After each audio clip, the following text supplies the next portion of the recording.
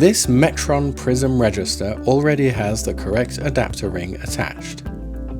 Note the retaining screw and the plastic tabs under the register. Begin by backing out the retaining screw.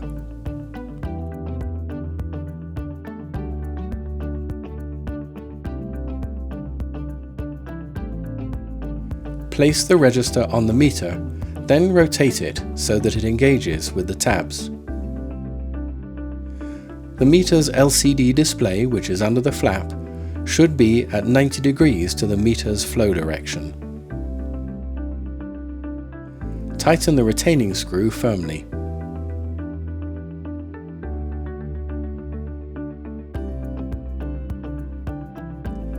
The register will have some movement, but it will not come off the meter. The installation is complete.